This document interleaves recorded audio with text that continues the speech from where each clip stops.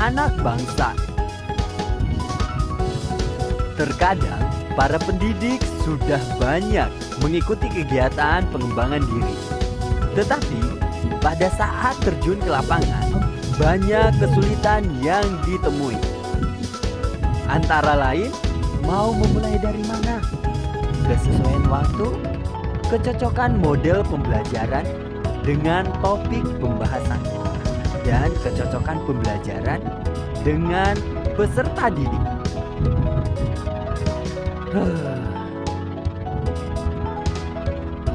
Kami pun menyadari terkadang para pendidik dilema atau merasa bingung menghadapi situasi tertentu dalam mengembangkan keterampilan peserta didik, dan tidak tahu mau bertanya kepada siapa. Karena ilmu yang selama ini diterima hanya berkembang seputaran pengetahuan dan terbengkalai dalam pengimplementasian.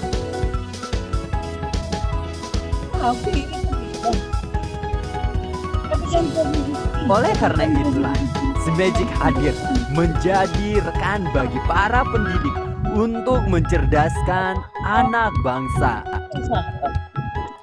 Magic hadir dengan kesiapan hati untuk berkontribusi bagi negeri di dunia pendidikan, khususnya sains dan matematika. Magic juga hadir menjadi wadah bagi para pendidik untuk belajar dan berbagi. Sehingga Magic berkomitmen untuk memfasilitasi para pendidik untuk membuat sains dan matematika jadi asik.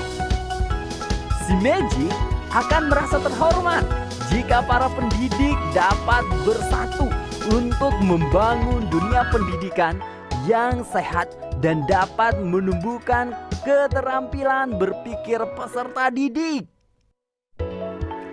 Magic juga akan merasa bersukacita jika pendidik dapat terus terkoneksi sehingga menjadi wadah kita dalam berdiskusi untuk membangun negeri.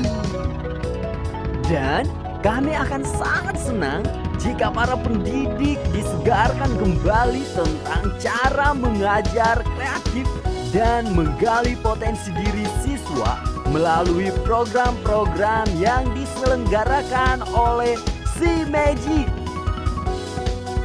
Magic akan terus berkomitmen menyajikan seminar berkaitan dengan implementasi mengajar, talkshow yang berkaitan dengan sains dan matematika yang berhubungan dengan keilmuan lainnya, dan juga konten-konten menarik terkait sains dan matematika. Magic yakin atas dukungan para pendidik yang mau terus belajar dan berbagi. Demikian pula, kami juga terus belajar memahami rintangan yang dihadapi oleh para pendidik. Kami pun menyadari bahwa rintangan di dalam dunia pendidikan sangatlah kompleks. Oleh karena itu, kami akan terus berusaha sekuat tenaga kami untuk memberikan solusi alternatif dalam mendidik anak bangsa. Hal-hal tersebut akan kami bagikan di media sosial kami, di IG kami @magic_id. Akhir kata, Magic mengucapkan terima kasih.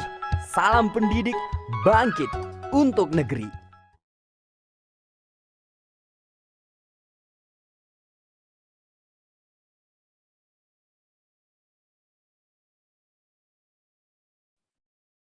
Bapak Ibu sekalian, sebelum saya mulai, saya ingin memastikan dulu apakah suara saya terdengar jelas.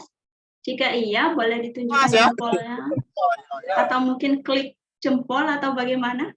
Oke, terdengar jelas ya. Jika nanti suara saya menghilang tiba-tiba atau gremeng, mungkin sinyal di saya atau sinyal di Bapak Ibu, mari kita saling mengucapkan via chat saja. Begitu. Bisa kita mulai, Bapak Ibu? Oke, siap. Oke, mari kita mulai. Bismillahirrahmanirrahim. Assalamualaikum warahmatullahi wabarakatuh. Salam Waalaikumsalam sejahtera warahmatullahi untuk kita wabarakatuh. semua. Om Swastiastu, Namo Buddhaya, dan salam kebajikan. Selamat sore, selamat datang kembali di pertemuan ketiga pelatihan pengembangan penelitian tindakan kelas yang diselenggarakan oleh Simagic Sains dan Matematika Menjadi Asik. Dan ini sudah kali ketiga Bapak Ibu menonton video Simagic. Semoga jadi semakin dekat. Perkenalkan, nama saya Siti Maimunah, boleh dipanggil Uun, boleh dipanggil Nesya. Kelompok afektif mungkin sudah mengenal saya karena sering bercengkrama di grup. Kali ini saya akan menjadi MC sekaligus moderator di pertemuan ketiga kali ini. Sebelum kita memasuki materi, kebetulan Bapak narasumbernya sudah hadir, saya ingin mari kita berdoa terlebih dahulu berdasarkan agama dan keyakinan masing-masing demi kelancaran acara ini. Berdoa dimulai.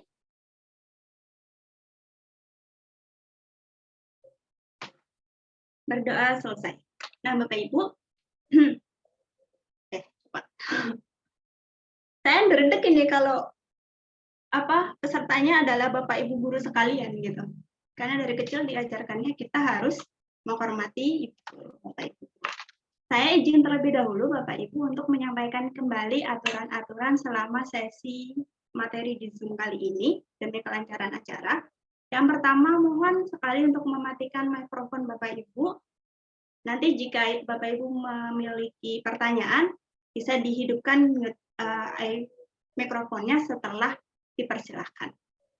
Mohon juga untuk menyalakan kamera selama kegiatan, agar nanti Bapak narasumbernya bisa melihat nih Bapak Ibu sekalian. Namun jika kondisi internetnya sedang tidak stabil, boleh dimatikan sesekali. Nah, acara ini walaupun gratis, kami juga menyediakan sertifikat sebagai apresiasi selain ilmu. Nanti Bapak Ibu untuk mendapatkan sertifikat diharapkan mengisi formulir presensi, mohon juga mengisi formulir evaluasi dan angket yang akan kami sebar setiap akhir sesi Zoom, dan mohon juga untuk menyelesaikan tugas-tugas di Google Classroom. Kebetulan hari ini kita punya deadline tugas dari minggu kemarin, jadi mohon untuk segera dikumpulkan ya Bapak Ibu. Kami tunggu jam 10.59 WIB hari ini. Nah, nanti setelah sesi penyampaian materi, jangan khawatir akan ada sesi tanya jawab. Sesi tanya jawab, pertanyaan Bapak Ibu dapat disampaikan melalui mengetik di chat, atau jika Bapak Ibu ingin menyampaikan dengan lisan, boleh dengan mengklik angkat tangan atau raise a hand di Zoom-nya. Nanti saya panggil dulu, baru mikrofonnya boleh dihidupkan. Begitu. Karena biasa kalau materinya seru, rebutan gitu. Jadi kita satu-satu ya Bapak Ibu. Apakah sudah cukup jelas? Apakah sudah cukup jelas? Oke. Bisa kita lanjut ya. Nah, Bapak Ibu, ini adalah pertemuan ketiga pelatihan pengembangan PTK. Pertemuan pertama kemarin, kalau Bapak Ibu ingat, kita sudah membahas tentang pentingnya PTK dalam dunia pendidikan, disampaikan oleh Ibu Puji. Minggu kemarin kita sudah membahas tentang pemahaman PTK dan cara mengidentifikasi masalah. Minggu ini, setelah kemarin kita bahas tentang masalah dalam PTK, minggu ini kita akan membahas jenis-jenis pembelajaran apa sih yang dapat kita gunakan untuk menyelesaikan masalah tersebut.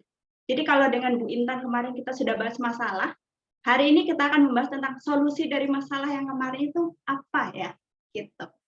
Jadi mohon diperhatikan dengan seksama ya, karena kita kan intinya belajar PTK butuh solusi. Jadi pertemuan kali ini sangat penting, dan materi kali ini akan dibahas, disampaikan oleh Dr. Kade Adi Wibawa MPD. Saya izin bacakan CV-nya sedikit. CV saya ini cukup banyak, jadi saya bacakan singkat saja. Kita panggilnya Bapak Adi ya mungkin ya. Bapak Adi ini, beliau aktif sebagai dosen di program studi pendidikan matematika FKIP Universitas Mahasaraswati Denpasar sejak 2017. Nah, beliau juga pernah menjabat sebagai Ketua Sentra Hak Kekayaan Intelektual periode 2019 dan 2021 kemarin. Saat ini, walaupun aktif sebagai dosen, beliau juga aktif sebagai Kepala UPT Pengembangan Kurikulum dan Kampus Merdeka sejak 2021 kemarin. Nah, kalau dibaca dari CV-nya, Bapak Ibu, CV-nya 5 lembar ya, saya hanya baca singkat aja. Beliau sudah menyelesaikan studi pascasarjana S2 S3-nya dengan cum laude, sembari juga aktif di berbagai organisasi selama studi, baik sebagai anggota, ketua, pengurus, panitia, dan lain-lain. Prestasi beliau juga banyak, kalau saya baca. Beliau pernah jadi peserta olimpiade, pernah jadi pembinanya kegiatan kesiswaan, pernah jadi pemateri, dan juga punya beberapa karya di luar dari keilmuan beliau. Terhitung, saya menghitung tadi, terhitung sudah lebih dari 40 tulisan beliau. Baik itu dalam bentuk artikel ilmiah, jurnal, buku, ataupun novel. Bahkan beliau sudah memiliki 2 film dokumenter yang telah dirilis. Salah satu bukunya adalah Defragmenting Struktur Berpikir Sudo dalam Pemecahan Masalah Matematika, dan salah satu novelnya adalah novel Romo Sang Pengabdi. Ada juga film dokumenter, salah satunya Genjeng Pung Lege, Kreativitas Tanpa Batas. Saya harap saya tidak salah bacanya. Beliau juga banyak diundang sebagai pemateri, salah satunya tentang pemecahan masalah, pembelajaran dari perspektif kearifan lokal, desain pembelajaran, literasi dan numerasi. Ada juga beberapa materi yang beliau sampaikan terkait tentang wawasan kebangsaan, karena beliau mengkajinya dari profil pelajar Pancasila, termasuk juga tentang implementasi kurikulum merdeka. Jadi kalau dilihat dari CV-nya, Bapak Adi ini bisa dibilang sosok spesialis, karena beliau kan S1, S2, S3-nya general ya, pendidikan matematika. Tapi beliau juga punya sisi generalis gitu. Karena beliau tidak hanya memahami tentang matematika, tapi paham juga tentang seni, sastra, wawasan kebangsaan juga. Bahkan pembelajarannya itu tidak terbatas di matematika, ya, karena ada STEM juga yang pernah beliau kaji. Nah, itu saja, banyak intinya. Semoga kita bisa belajar lebih banyak dari beliau. Nah, langsung saja saya akan menyapa dulu Pak Adi. Apakah sudah ada di sini? Halo Bapak. Ya, Halo selamat Bapak, sore selamat Mbak sore. Bu Naisa Ya, ya. Naisha, ya boleh Naisha. Ya, Naisa. Ya, selamat sore semuanya. Oke, Bapak apakah sudah siap? Apakah sudah bisa dimulai sesi materinya? Ya, sudah bisa. Baik, monggo. Waktu dan tempat kami persilahkan.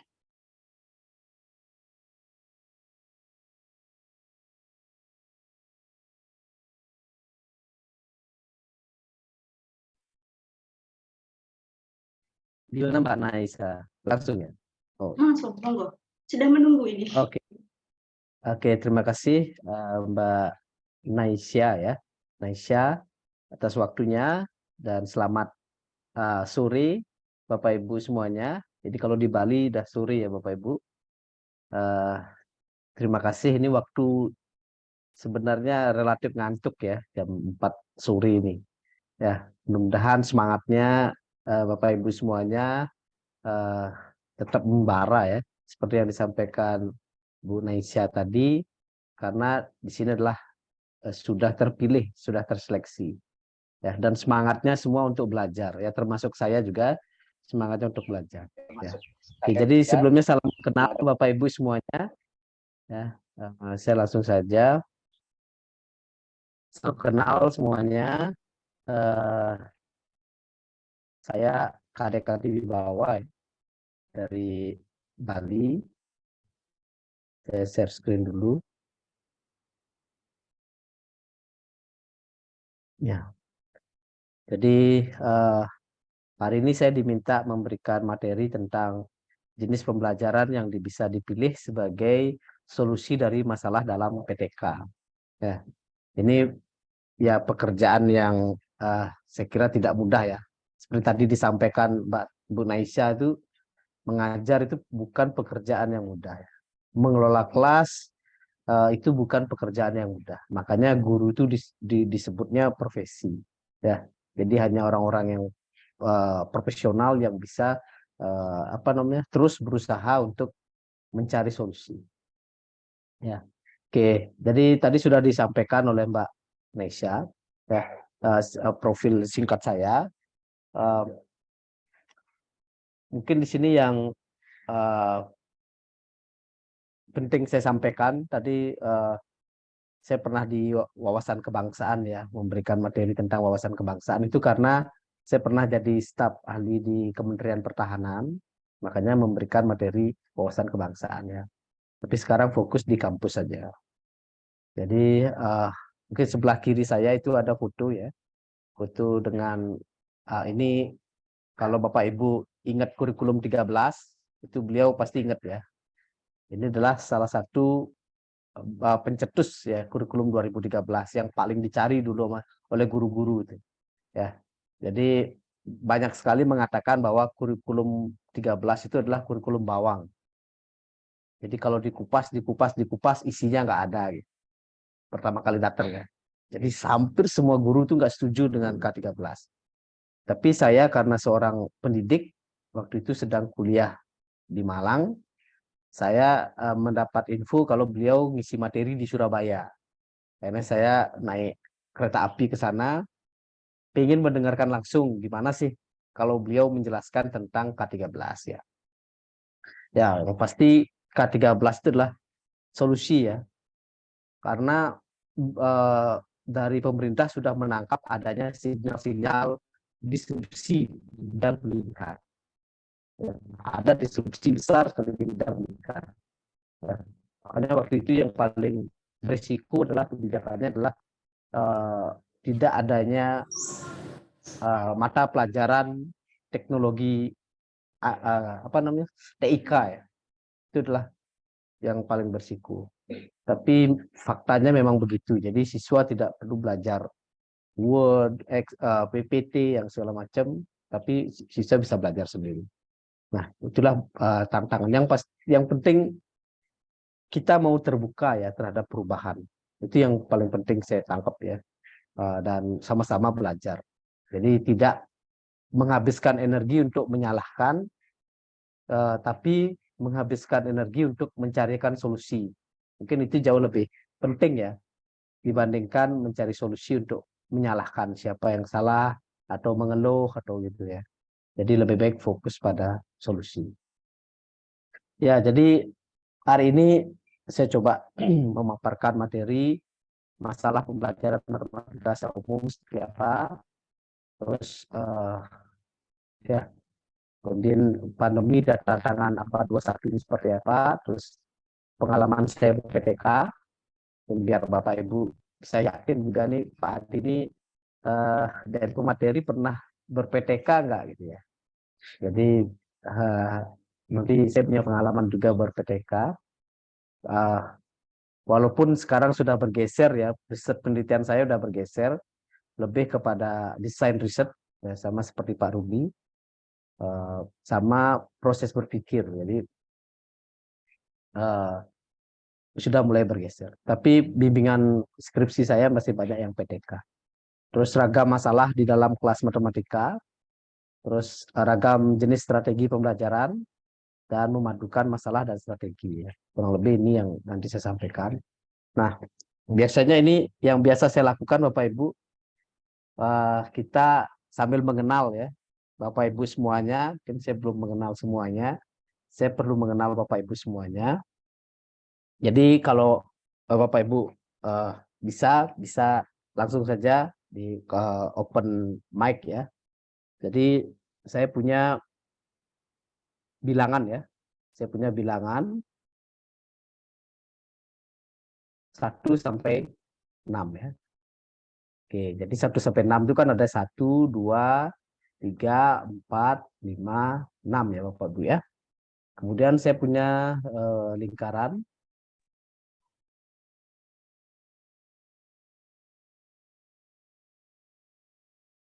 Enam lingkaran. Oke.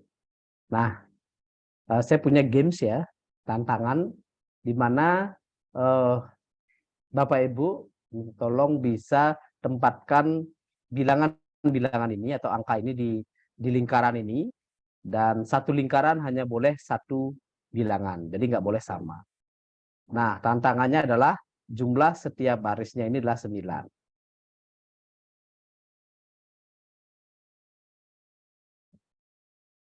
Oke. Oke, jika sudah ada yang bisa sampaikan, nanti saya nulis.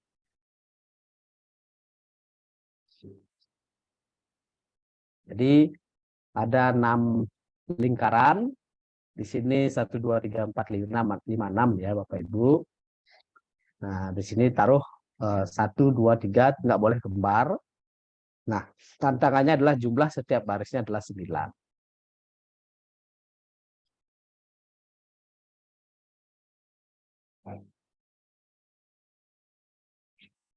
Oke, ada yang mau mencoba Bapak Ibu?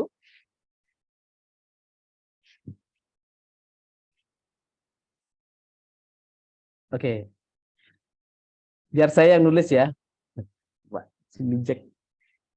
Oke, nah boleh juga udah dituliskan ya. 3, 5, 1. Ini si Jack. Siapa namanya ya? Si Jack. Ini hostnya ya. Oke, udah pas ya, udah benar ya. Boleh tahu namanya Pak? Pak, halo? Uncok, Pak, Uncok. Siapa Pak? UNCOK. Uncok. Oh, NCOK. Uncok ya. Dari SMP atau SMA Pak? Atau SD? SMP, Pak. Oh, SMP. Oke, SMP mana Pak? Esa Cipta Harapan di Samarinda.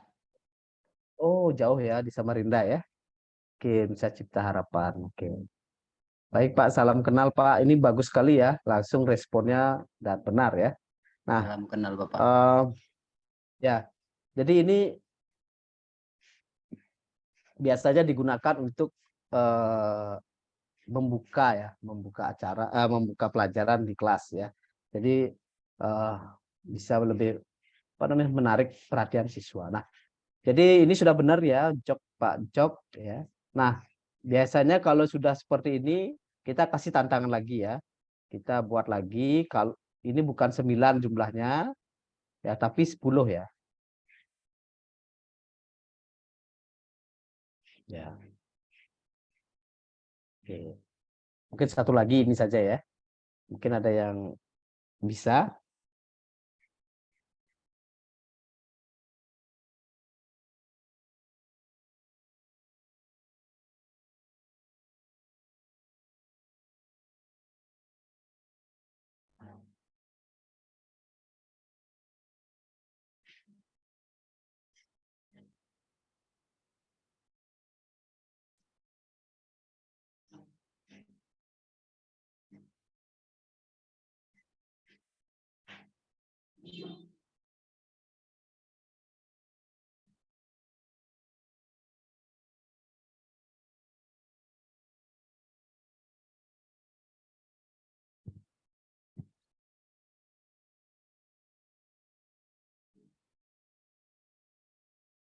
Kan Bapak Ibu, jika ada yang bisa 10 ya.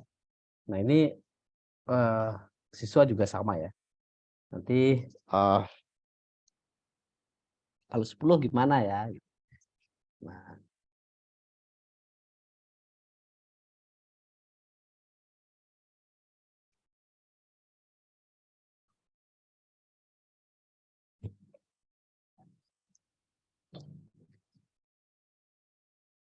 oke, tadi berapa ya? Kalau nggak salah ya, 3, 4 gitu ya. Oh, bukan ya, tadi ya.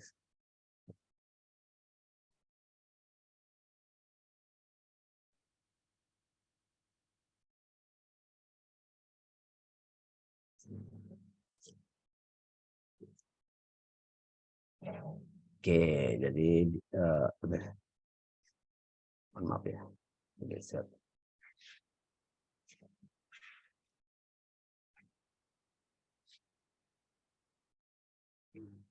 Oke, ini sudah dijawab oleh Cok ya.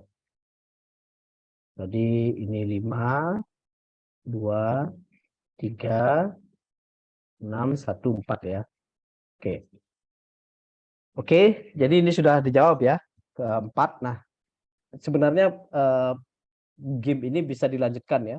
Jadi kalau 11 seperti apa, kalau 12 seperti apa. Nah, endingnya 12 ya. Tapi Bapak Ibu bisa juga buat game seperti ini dengan nilai yang lain. Nah, ini ya kita perlu mengenal bahwa matematika itu apa ya. Jadi salah satu yang ingin kita sampaikan ke ke siswa selain matematika itu menarik ya, menarik, menyenangkan dan bikin semangat gitu ya, bahwa matematika itu belajar tentang pola. Nah, jadi kita bisa meminta siswa untuk mengamati. Oh, kalau yang diminta jumlahnya 9, pola apa yang terjadi? Kalau kita minta jumlahnya 10, pola apa yang terjadi? Kalau 11, polanya gimana? Kalau 12, polanya seperti apa? Misalnya, kalau jumlahnya 10, itu polanya ternyata setiap sudutnya ini adalah bilangan ganjil. Ya, di tengahnya genap. Oh, kalau 9, polanya gimana? Oh, kalau 11 gimana? 12 gimana? Nah, harusnya guru bisa sampai tahap sana ya. Bahwa oh benar berarti matematika itu belajar tentang pola. Udah sampai di sana. Ya. Jadi kalau beberapa sumber ini mengatakan bahwa cara seperti ini salah satu adalah game edukasi ya. Salah satu game edukasi untuk mengatasi masalah di mana minat belajar matematika siswa itu rendah. Ya. Nah, bisa digunakan semacam ini, dilakukan berulang kali, ya, siklusnya lakukan sehingga bisa nanti diukur minat belajarnya seperti apa setelah dilakukan tindakan seperti ini. Karena game edukasi seperti ini kan ada banyak ya, ada banyak sekali. Nanti saya coba tunjukkan juga yang lain. Jadi untuk meningkatkan minat belajar siswa atau motivasi. Oke Bapak Ibu, ini pengantar saja ya. Jadi biasanya latar belakang PTK itu sebagian besar ini ya, bahwa pembelajaran itu konvensional, pembelajaran yang konvensional yang seperti apa. Jadi konvensional itu bisa terjadi di pembelajaran tatap muka, bisa juga terjadi di pembelajaran daring. Jadi belum tentu pembelajaran yang daring itu pasti tidak konvensional atau kekinian, itu belum tentu ya. Daring maupun tatap muka itu tetap saja itu pembelajaran konvensional jika pembelajaran dilakukan sama saja, yaitu membuka kelas dengan salam, menjelaskan materi, ya, kemudian menjelaskan soal, kemudian memberi soal atau tugas dan salam. Jadi ini pembelajaran yang konvensional, jadi sudah berlangsung ya begitu-begitu saja. Ini bukan salah juga ya Bapak Ibu ya, tapi biasanya pembelajaran seperti ini banyak menimbulkan masalah karena monoton. Jadi salah satu karakteristik mengelola kelas yang baik itu adalah pembelajaran yang variatif. Jadi kalau seperti ini monoton. Jadi sesuatu yang monoton pasti berdampak kurang bagus terhadap hasil belajar dan yang lain. Oke. Nah, ini saya dapatkan ya dari salah satu media online masalah kenapa pelajaran matematika dibenci banyak orang. Dan saya nggak jelaskan semua ya. Saya beberapa saja yang berkaitan dengan topik hari ini. Yang nomor 3 itu tidak ada jalan ceritanya, yang ada angka. Jadi nggak kontekstual. Gitu. Ya, jadi pembelajaran matematika itu kurang kontekstual. Ini untuk apa sih belajar matematika? Gitu. Nah ini banyak guru siswa yang pendapatnya seperti ini. Kemudian tidak ada korelasinya dengan ini kurang lebih sama ya. Tidak ada korelasinya dengan satu sama lain. Ya, kadang-kadang siswa ketika belajar perkalian itu seolah-olah itu barang yang baru ya. Tiba-tiba kayak nggak ada apa namanya korelasinya dengan materi lain. Padahal misalnya perkalian itu adalah penjumlahan yang berulang. Ya, jadi untuk meningkat tulisan yang berulang itu muncullah operasi namanya operasi berkali. Jadi ada kaitan. Begitupun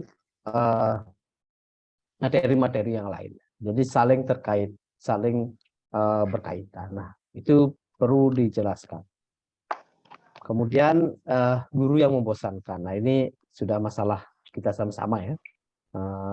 Karena kurang variatif tadi. Jadi sangat monoton sehingga pembelajaran itu jadi sangat membosankan. Oke, jadi 3 itu saja kira lebih permasalahan. Kemudian masalah pendidikan di Indonesia saat ini, ya seperti Bapak Ibu ketahui, hasil tes PISA kita itu dari 79 negara di tahun 2018 kita peringkat 74. Ya, jadi kemampuan numerasi siswa Indonesia ini sangat rendah. Sehingga sangat wajar juga kalau Mas Menteri menargetkan ini. Karena kita sudah ikut PISA ini kalau nggak salah ya 2022 ya, apa 2024. Jadi ketika saya studi S2 itu di Malang itu sudah mengkaji tentang PISA. Dan memang waktu itu belum tersentuh ya. PISA itu kita selalu peringkat 3 dari bawah, itu sudah biasa ya. Nah, ini mungkin sekarang sedikit perubahan Mas Menteri langsung itu dijadikan dasar kebijakannya sehingga tujuannya itu. Oke, kemudian ditambah lagi ya, ditambah dengan adanya COVID-19 ini sehingga adanya masalah tentang literasi loss, ya ketertinggalan literasi, terus learning loss, ketertinggalan pembelajaran, ya karena banyak sekali ketinggalan materi, ya. Terus siswa merasa antara belajar dan tidak belajar, atau sekolah atau tidak sekolah selama pandemi ini. Jadi PR itu dikerjakan oleh orang tua ya. Jadi orang tua kadang-kadang lebih pintar dari anaknya sekarang, karena banyak hal dikerjakan oleh orang tua. Makanya siswanya itu antara belajar dan tidak belajar. Jadi ini masalah-masalah yang numpuk yang dihadapi oleh Bapak Ibu semua. Oke. Nah, Bapak Ibu semuanya, jadi ini saya ambil ya dari beberapa sumber bahwa ini hal-hal yang sangat dibutuhkan saat ini. Ya, saya ambil sedikit saja ya, bahwa yang paling dibutuhkan sekarang adalah kreativitas. Ya, jadi siswa-siswa yang kreatif itu sangat dibutuhkan. Ya, jadi saat ini banyak sekali tantangan-tantangan global atau hal-hal yang membutuhkan kreativitas untuk berpikir, cari solusinya untuk berpikir. Sehingga banyak sekarang jenis-jenis pembelajaran diarahkan untuk meningkatkan kreativitas siswa. Misalnya, nanti saya akan jelaskan detailnya, misalnya adanya PJBL ya, Project Based Learning. Ya, itu arahnya untuk meningkatkan salah satunya kreativitas siswa. Makanya ada sekolah itu harus minimal kalau nggak salah buat 2 project gitu ya untuk setiap kelas gitu. Nah, itu dalam rangka meningkatkan kreativitas. Kemudian projectnya itu nanti di akhir apa namanya? Di akhir itu dipamerkan.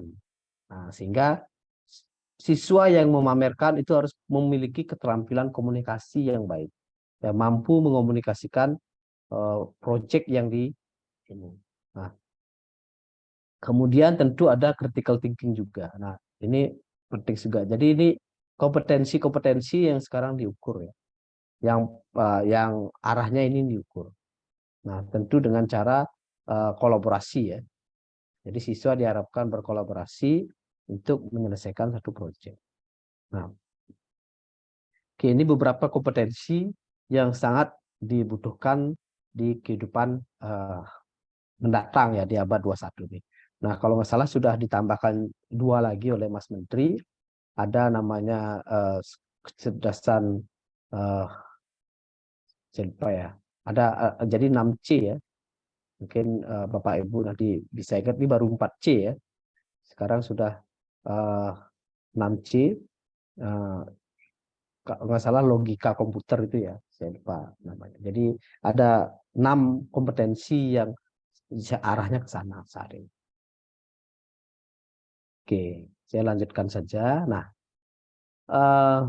kemudian karena Bapak Ibu sudah belajar PTK ya, jadi saya sedikit ini pengalaman saya tahun 2012 ya, 2011-2012 itu membuat PTK. Ini skripsi ya Bapak Ibu semuanya.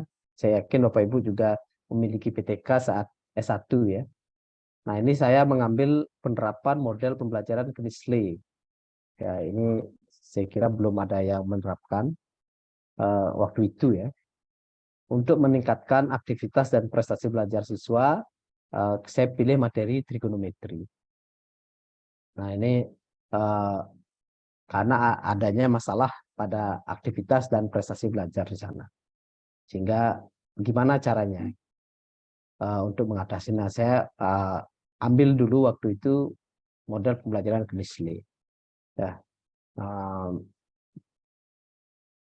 Oke, jadi di sini ada 4 tahap ya. Kalau Knisley itu ada konkret reflektif, konkret aktif, abstrak reflektif, dan abstrak aktif. Ya.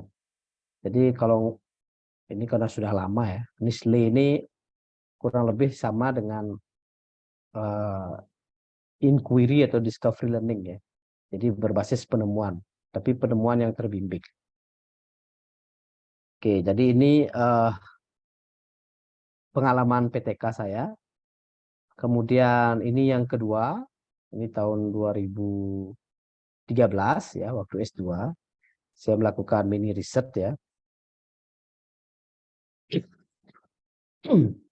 Jadi ini penerapan teknik diagram alur, jadi dan pendekatan problem solving pada materi persamaan dan pertidaksamaan linear satu variabel. Jadi saya mengkombinasikan 2 ya. Jadi pendekatannya problem solving dan dibantu dengan teknik diagram alur. Jadi itu, jadi sekarang yang ngetren seperti ini ya. Jadi misalnya kita menggunakan satu pendekatan atau satu strategi dibantu dengan media pembelajaran apa gitu, atau alat peraga apa gitu, sehingga lebih menarik ya. Oke, pada materi apa. Nah, ini saya menerapkannya di SMP Negeri 1 Atap Merjosari, Malang. Kebetulan sebenarnya ini saya menerapkan tanpa ini menerapkan di sebenarnya sekolah inklusif ya. Ini sekolah saya menerapkannya di sekolah inklusif waktu itu. Ini pada tahun 2013 ya. Di mana ternyata di kelas itu ada 3 siswa anak ber-ABK ya. Saya menerapkan di sana. Oke, jadi yang menarik dari selain hasilnya ya, yaitu ketika pertama kali saya ikut seminar nasional. Jadi 2013 itu masih jarang ya orang ikut seminar nasional, itu masih jarang. Jadi waktu itu saya ikut seminar nasional untuk pertama kalinya, dan di kelas paralel itu semua dosen, hampir semua dosen di UM itu, Dasar Negeri Malang itu ikut di kelas itu. Sehingga ada banyak profesor di dalamnya, ada dosen-dosen juga di sana.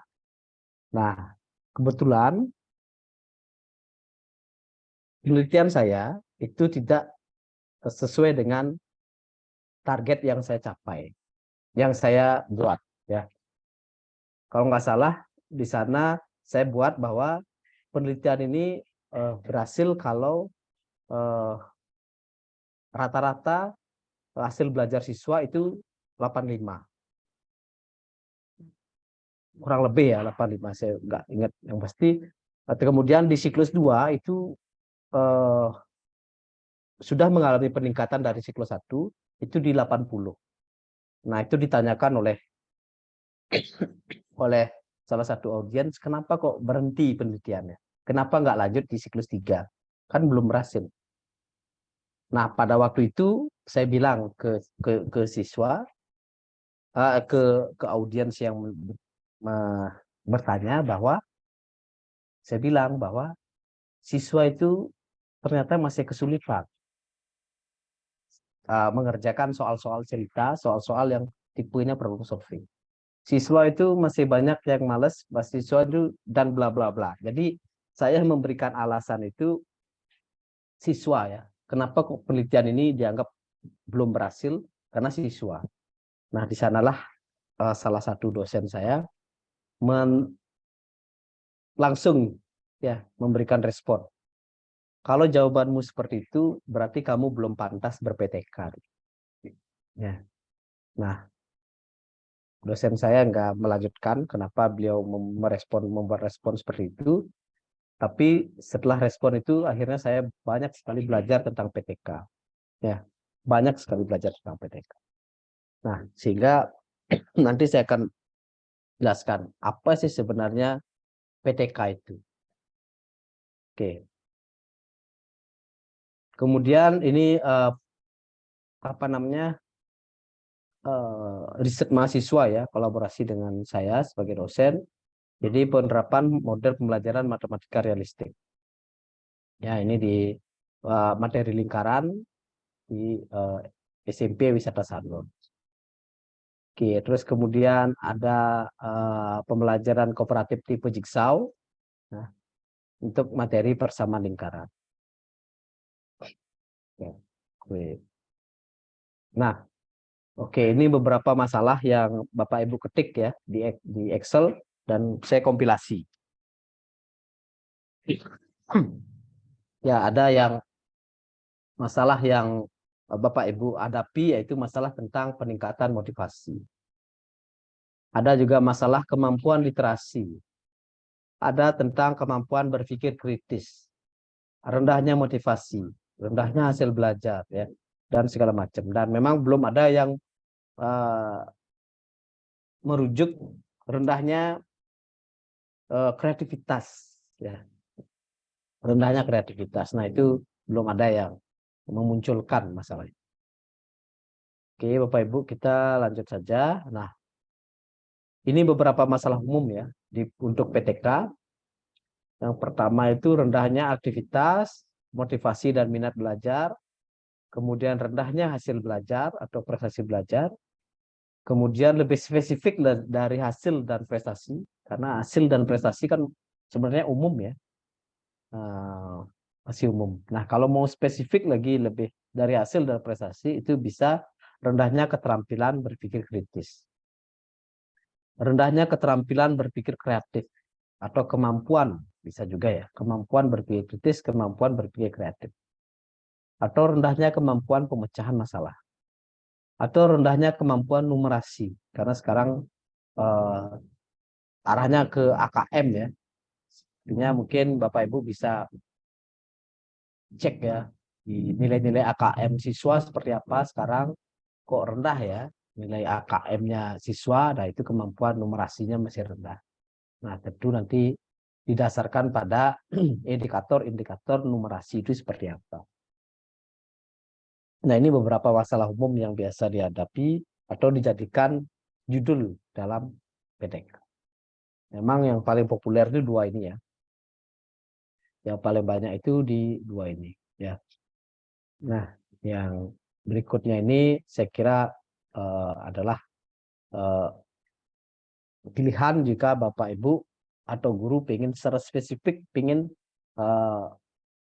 melihat kemampuan berpikir kritisnya. Ya. Soal-soalnya pun bisa jadi berbeda ya. Strategi pembelajaran juga jadi beda kalau yang dilihat hanya berpikir kritis gitu. Ya. Oke. Nah, untuk PTK ini saya harus pastikan dulu ya, bahwa masalah yang dialami siswa. Ya, masalah yang dialami siswa seperti apa, kemudian pastikan bahwa itu karena tindakan guru. Ya, misalnya masalah yang dialami siswa itu rendahnya minat belajar. Ya, rendahnya minat belajar siswa ketika pelajarannya limit misalnya. Nah, itu kenapa? Nah, karena guru ternyata eh, kurang apa. Jadi harus ada dulu gurunya apa. Jadi gurunya misalnya kurang mampu menjelaskan dengan terstruktur tentang limit fungsi, atau masih terlalu abstrak gitu misalnya penjelasan tentang limit fungsi atau yang lainnya. Itu karena tindakan guru. Nah, setelah ini ada, baru perlunya solusi atau tindakan baru seperti apa.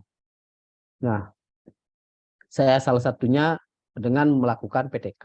Nah, diharapkan dengan adanya PTK, tindakan guru akan jadi lebih baik, gitu ya.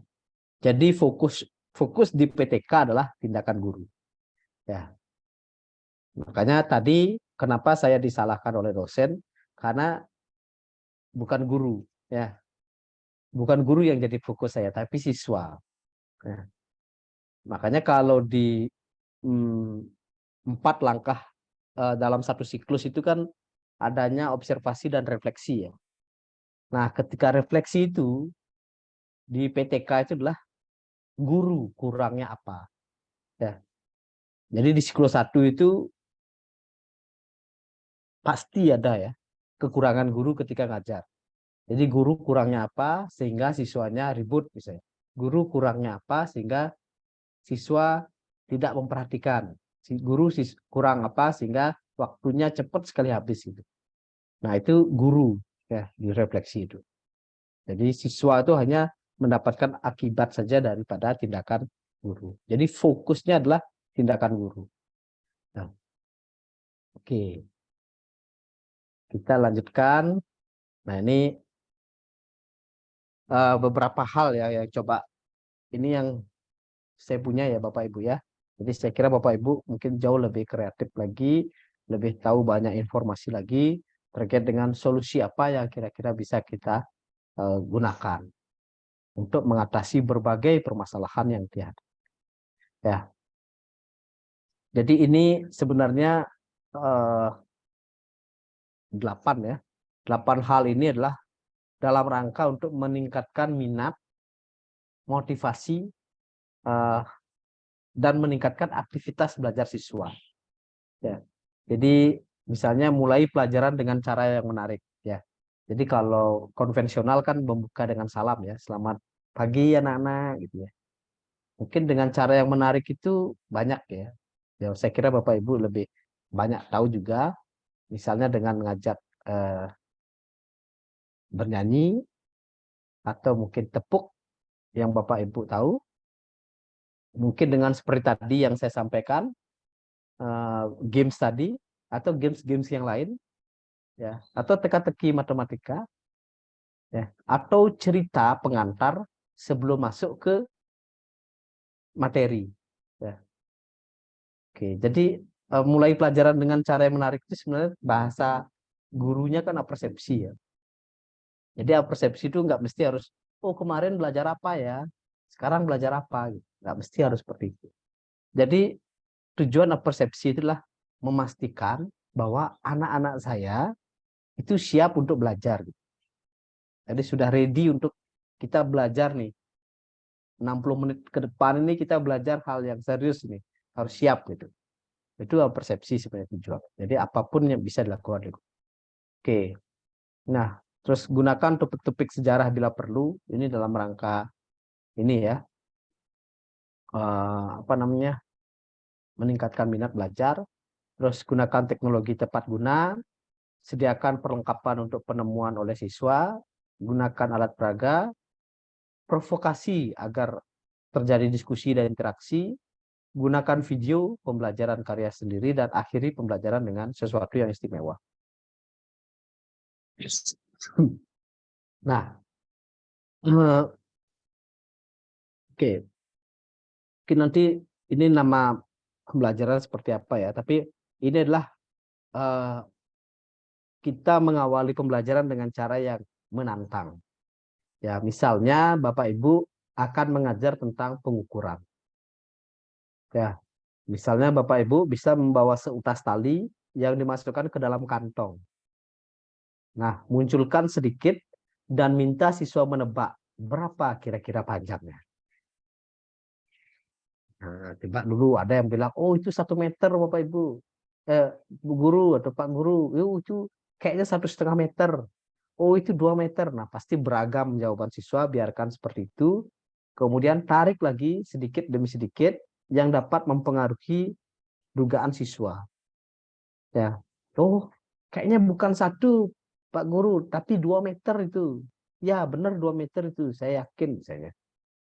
Atau mungkin 3 meter dan segala macam. Nah, sampai akhirnya Bapak Ibu mengeluarkan tali itu seutuhnya dan sama-sama mengukur, ya, memastikan bahwa itu panjangnya 3 meter. Nah, itu misalnya ya, pembelajaran yang bisa dilakukan. Nah, bisa juga dikembangkan pertanyaannya. Misalnya kalau 3 meter ini, kalau kita mau eh, mengukur tiang listrik atau tiang bendera, berapa kali tali ini agar bisa sampai mengukur tiang bendera? Berapa diperlukan tali sepanjang ini biar sampai tiang bendera? Nah, dia kan pasti browsing dulu. Atau kita cari tahu dulu, tiang bendera berapa ya tingginya, rata-rata tingginya. Oh, berarti misalnya 9 meter misalnya. Oh, berarti sekian. Oke. Misalnya, berapa kira-kira perlu tali, berapa banyak perlu tali sepanjang ini untuk mengukur ujung depan sampai ujung belakang sekolah kita misalnya. Nah, itu misalnya tantangan-tantangan yang perlu dimunculkan. Nah, itu pembelajaran yang menantang ya. Oke. Nah, ini mata magic ini juga penting ya Bapak Ibu. Eh, ini juga pembelajaran yang bisa meningkatkan minat belajar siswa ya, terhadap matematika. Ya, mungkin tidak berkaitan langsung dengan materi ya, tapi ini bisa meningkatkan minat belajar. Ya, oke. Nah, misalnya ini ya, mungkin Bapak Ibu bisa praktek, bisa. Ini saya kira sudah banyak ya. Misalnya pilih bilangan 2 digit antara 50 sampai 100. Oke. Nah, misalnya gitu ya. Terus tambahkan dengan 76 ya. Kemudian coret bilangan ratusannya dan hasilnya tambahkan dengan bilangan yang dicoret tadi. Nah, oke, mungkin ini karena waktu kita skip ya. Pasti ada mata magic yang bisa Bapak Ibu terapkan. Kemudian ada teka-teki matematika ya. Mungkin yang bisa jawab bisa dipersilakan. Jadi misalnya kita menuliskan ya, ini mau pelajaran setelah pembelajaran aljabar misalnya. X min A kali X min B bisa dikerjakan nggak? Hasilnya berapa? Bisa dijabarkan nggak? Jawabannya bisa ya. Kalau menjabarkan kan tinggal X kali X terus X kali B gitu ya. Itu bisa dijabarkan. Kalau X min A kali X min B kali X min C itu bisa dikerjakan nggak, hasilnya berapa? Oh bisa, itu kan tinggal dijabarkan saja. Nah, kalau sekarang X min A kali X min B kali X min C sampai X min Z itu sama dengan berapa?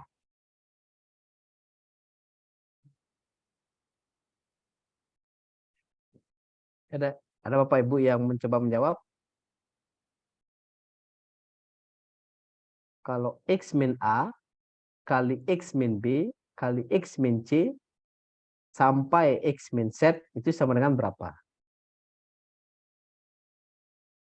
Yang menjawab bisa diketik, bisa di kolom chat.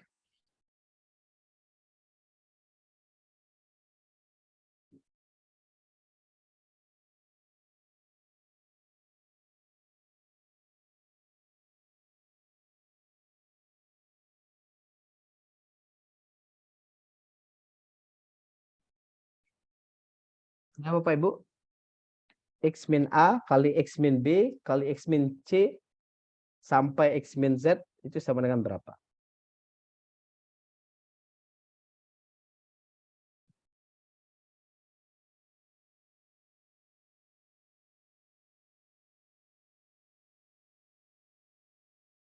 Oke, ini jawabannya adalah 0 ya Bapak Ibu ya. Jadi jawabannya adalah 0. Nah, ini kok bisa gitu ya. Nah, ini sebelum X min Z ini kan ada X min Y ya. Oke. Sebelum X min Y ini kan ada X min X ya. Nah, X min X ini kan 0 ya. Jadi 0 kali berapapun hasilnya 0 ya. Nah, ini biasanya kalau sudah berpikir aljabar tuh lupa pada hal-hal yang sederhana seperti ini. Nah, ini bisa juga mencairkan suasana ya, siswa kita, mungkin siswa yang SMA ya, atau SMP. Nah, ada games ya, dan banyak games yang bisa Bapak Ibu terapkan. Oke, nah untuk meningkatkan minat belajar atau motivasi, bisa juga Bapak Ibu gunakan topik-topik sejarah bila perlu ya. Saya tahu ini karena membaca bukunya Max Subel ya. Mungkin Bapak Ibu punya bukunya ya, pembelajaran matematika. Jadi banyak sekali ide-ide ya tentang seni mengajar matematika. Jadi mungkin Bapak Ibu sudah tahu cerita tentang ini ya, Paul Waxhill ya. Sebenarnya ini cerita di mana orang yang patah hati, orang yang galau, orang yang belum move on gitu ya, itu diselamatkan oleh matematika. Nah, ini salah satu ceritanya ini. Nah, jadi dia cukup menggemari matematika, ya intinya dia galau berat ya, galau berat, bahkan memutuskan untuk bunuh diri. Ya, ini bunuh diri sebagai orang yang terstruktur karena sangat mendalam matematikanya, dia sudah menentukan, oh saya mau bunuh diri tanggal sekian, jam sekian gitu. Nah, sambil menunggu jamnya bunuh diri, dia coba membuktikan kembali teorema Fermat. Nah, hingga dia saking asiknya membuktikan teorema Fermat sampai dia lupa jam bunuh dirinya sudah lewat. Nah, akhirnya dia nggak jadi bunuh diri, gitu. Dia selamat dan tidak jadi bunuh diri, dan bahkan dia dihadiahi uang ya, sejumlah uang oleh berdasarkan surat wasiat yang ada. Gitu. Jadi ini ada ceritanya. Gitu. Jadi matematika itu menyelamatkan hidupnya dia. Nah, ini mungkin bisa jadi cerita juga ya. Misalnya Einstein itu kalau nggak salah, saya pernah baca bukunya, dia berubah cara pandangnya terhadap sains ketika matematika itu mulai masuk dalam pikirannya. Ya, karena kalau orang sains kan membuktikan sesuatu itu kan dengan eksperimen, dengan uji coba dan langsung. Tapi orang matematika itu membuktikan sesuatu hanya duduk di depan meja, di atas kertas dia nulis coret-coret dan bisa menjadi bukti. Tapi orang sains nggak bisa seperti itu gitu. Nah, itu misalnya cerita-cerita seperti itu bisa saya kira untuk membangkitkan minat bahwa besarnya peran matematika. Oke, nah ini mungkin Bapak Ibu bisa terapkan juga ya. Saya kira sudah khatam terhadap ini. Saya jujur dapat kahut ini waktu ikut Siamio Kitab ya tahun 2018 kalau nggak salah ya. Yang membawa dosen dari Thailand ya dijadikan narasumber. Saya baru tahu kahut pada saat itu. Mungkin kalau saya nggak ikut kegiatan seminar atau seperti ini tidak pernah tahu Kak. Mungkin lambat tahunya tentang Kahoot ini. Oke, jadi sekarang banyak sekali games Kahoot atau aplikasi di smartphone yang bisa dimanfaatkan ya Bapak Ibu untuk pembelajaran, membantu pembelajaran. Ya. Jadi bahkan saya punya satu siswa ya. Saya kebetulan ngajar juga. Ada satu siswa ABK yang saya ajar ya. Jadi kalau dia suruh nulis itu nggak bisa. Suruh nulis dia satu lembar saja nggak mau. Dan saya kira Ya, tapi saya jelaskan terus ya. Ini loh pembagian tuh begini, perkalian tuh begini. Nah, saya kira dia nggak mampu ya. Tetapi ketika kita kasih aplikasi atau mengerjakan soal pada handphone, dia sangat lancar mengerjakannya. Ya, pembagian ya bisa lancar, perkalian juga bisa. Jadi sekarang itu eh, game atau aplikasi di smartphone atau di eh, eh, web itu sangat bermanfaat. Oke, sediakan perlengkapan untuk penemuan. Nah, ini juga menjadi kenapa rendahnya pemahaman konsep siswa-siswa kita, karena banyak sekali eh, topik pembelajaran yang dikasih langsung oleh guru.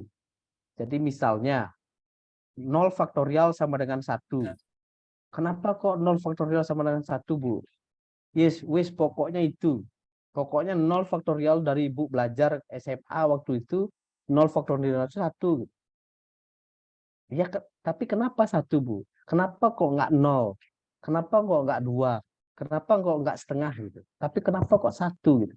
Nah, mungkin siswa-siswa yang kita hadapi zaman sekarang itu akan seperti itu. Karena informasi tentang 0 faktorial sama dengan 1 kan dia tinggal browsing saja.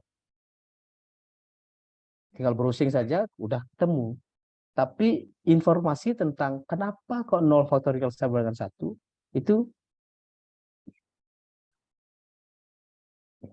tidak didapatkan di banyak website misalnya. Kenapa kok 0 faktorial sama 1? Nah, itu saya kira Bapak Ibu yang perlu ya. Kenapa minus kali minus sama dengan positif? Oh, karena kalau ngutang ketemu utang itu jadi punya uang gitu. Emang gimana ceritanya itu, Bu? Utang ketemu utang bisa jadi uang gitu. Kenapa kok bisa seperti itu? Nah, kenapa kok Pitagoras itu A kuadrat plus B kuadrat sama dengan C kuadrat? Kenapa luas area lingkaran itu VR kuadrat? Kenapa kok volume kerucut itu sepertiga luas alas kali tinggi? Kenapa kok sepertiga? Kenapa nggak setengah aja? Atau kenapa nggak seperempat aja? Kenapa kok sepertiga? Nah, hal yang seperti itulah yang eh, sangat jarang ditemukan saat ini. Ya, padahal itu yang justru ditekankan oleh Mas Menteri dan pembelajaran eh, esensial yang dimaksudkan sekarang. Jadi nggak mesti harus panjang lebar tentang contoh soal, tapi konsepnya siswa harus paham. Ya, sekira itu penemuan ini adalah kunci untuk meningkatkan pemahaman konsep siswa. Ya, mungkin aja kalau luas lingkaran bisa diajak praga ya, memperagakan. Ya. Oke, jadi mungkin nanti kalau ditanyakan nanti bisa saya jawab ya. Ini biar cepat. Nah, ini juga sangat saya kira Bapak Ibu sudah sangat luar biasa ya. Kalau guru itu udah punya banyak ya, apalagi yang aktif ikut lomba ya. Ikut lomba, makanya saya kadang-kadang sesekali kan berkunjung ke P4TK Yogyakarta ya. Kadang-kadang kaget juga gitu. Itu guru luar biasa gininya ya. Orang guru-guru kreatif itu kan kumpulnya di P4TK sesekali ya, dipamerkan hasilnya. Itu ketemu yang seperti ini ya. Jadi luar biasa. Jadi ini dengan alat peraga itu sangat membantu ya Bapak Ibu. Walaupun sekarang itu sudah ada zamannya, mungkin 5 tahun lagi atau 2 tahun lagi ya, sudah menjadi zamannya virtual reality dan augmented reality. Mungkin nanti arahnya ke sana. Tapi saya kira ini masih akan berguna oleh gini. Oke. Nah, ini Bapak Ibu, mungkin Bapak Ibu masih ingat masalah ini ya. Sebenarnya masalah ini momentum sebenarnya ya, untuk kita sama-sama belajar ya. Kasus 4x6 ini sangat heboh ya. 2 profesor itu bahkan turun gunung untuk berdebat ini yang benar yang mana gitu.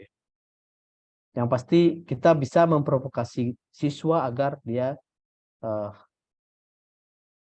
mau berdiskusi dan bertanya, berinteraksi. Misalnya, kenapa kok 4 kali 6 itu kok 4 tambah 4 tambah 4 sebanyak 6 kali?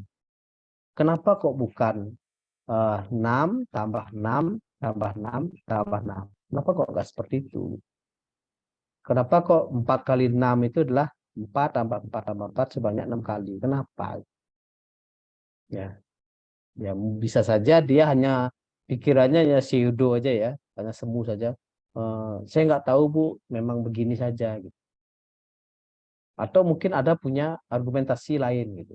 Ya, jadi misalnya saya dijelaskan oleh salah satu dosen saya, kalau misalnya 3 kali 2 itu umumnya kan 3 kali duanya ya, 3 kali duanya. Harusnya umumnya kan gitu ya. Ya, maaf, ini umum ya. Tapi menggunakan pendekatan etno ini bisa jadi berbeda. Jadi di Jawa 3 kali 2 itu ada yang mengartikan bahwa saya nggak tahu bahasa Jawanya, saya lupa ya. Tlu ping 3 ping bahasa Jawanya apa ya? Tlu ya. Telu, telu Pak, telu, Telu. Telu ping 2 bahasa Jawanya apa, Bu? loro. Loro. Telu ping loro. Jadi ada bahasa Jawa seperti ini. Jadi 3 kali 2 itu adalah telu ping loro. Jadi seperti ini. Ya. Jadi menggunakan pendekatan etno. Nah, sehingga apa yang penting dari sini, jadi saya juga pernah belajar tentang teori konstruksi sosial, ya, sosial tentang bahwa kesepakatan itu bersifat komunitas ya. Jadi berdasarkan komunitas itu kesepakatannya apa gitu. Kalau memang kesepakatannya ini di komunitas itu ya ini yang benar. Tapi kalau misalnya komunitas itu menyepakati ini ya ini yang benar. Karena definisi itu kan tergantung kesepakatan ya. Kesepakatan di sana. Nah, siapa tahu ada siswa yang punya pemahaman seperti ini. Jadi nggak bisa disalahkan juga. Kalau 4 kali 6 itu 4 tambah 4 tambah 4 sebanyak 6 kali. Oke. Jadi sangat bergantung pada kesepakatan. Jadi diskusi itu penting sekali.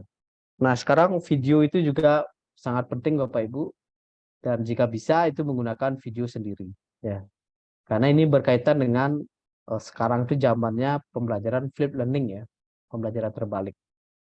Jadi usahakan membuat video sendiri. Ini beberapa contoh saja yang pernah saya buat. Jadi fokus on presenter, membuat videonya, atau menggunakan green screen, atau mungkin merekam melalui Zoom, atau fokus pada materi. Kalau matematika kan agak gampangan dikit ya. Jadi kita jelaskan hanya ada tulisan dan materi. Oke. Nah, ini yang biasa saya lakukan. Ini juga untuk dalam rangka meningkatkan minat ya, minat belajar siswa dan motivasinya. Jadi saya biasa melakukan seperti ini. Jadi saya juga mengajar di SD, SMP, SMA, Bapak Ibu. Di mahasiswa juga saya biasa memberikan ini. Jadi memberi soal seperti ini itu bisa menjadikan guru itu dirindukan, dinantikan, ya. Untuk berikutnya pasti akan dinantikan. Ya, jadi ini kurang lebih ceritanya Pak Amin ini memiliki 16 sapi yang ada seperti di samping ini. Di tengah-tengah itu nggak ada sapinya. Nah, kemudian Pak, jumlah sapi dalam setiap baris selalu sama. Ini selalu sama. Ya. Dan setiap kandang harus berisi minimal 1 sapi. Nah, Pak Amin tidak mau menggunakan kandang yang di tengah karena alasan keamanan. Nah, gimana caranya Pak Amin ini membeli satu sapi ya, mau ditaruh di sini, tapi dia pengennya jumlahnya selalu sama setiap barisnya. Itu gimana caranya? Kurang lebih seperti itu. Ini kaitan dengan berpikir kreatif ya siswa. Oke, ini nanti saja karena waktu.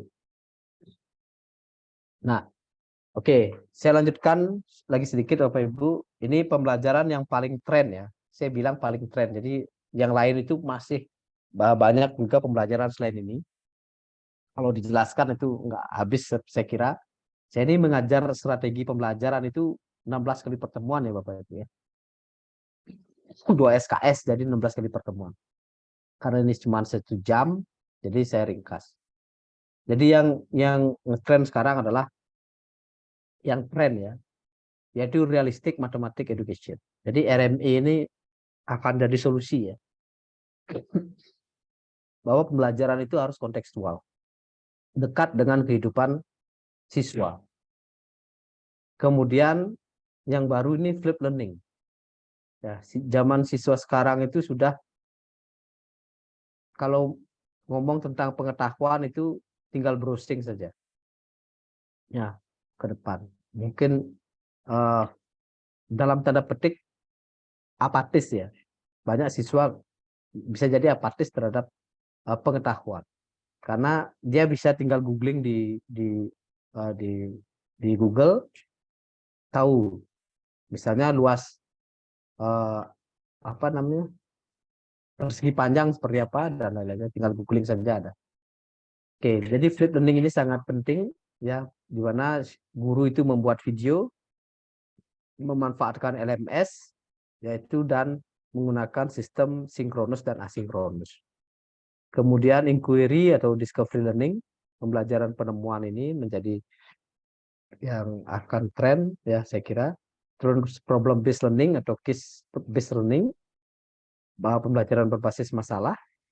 Terus STEAM ya, science, technology, engineering, art, and mathematics ya.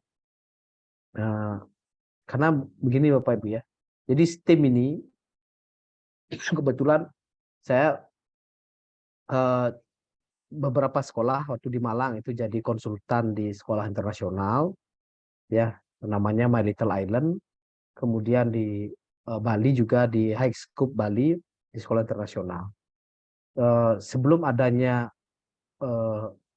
apa namanya, project based learning yang dicanangkan oleh Mas Menteri, sekolah-sekolah internasional sudah banyak menerapkan STEAM ini ya, dari TK bahkan dari sampai SMA. Jadi saya kira arahnya ke sana semua arah STEAM.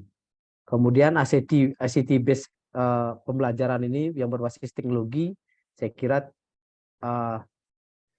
apa namanya juga menjadi tren ya, yang pasti tentang virtual reality, terus augmented reality ya, ini akan menjadi tren Bapak Ibu yang bisa Bapak Ibu terapkan. Mungkin kalau virtual reality dan augmented reality ini masih dalam proses ya, karena belum banyak yang mengembangkan itu.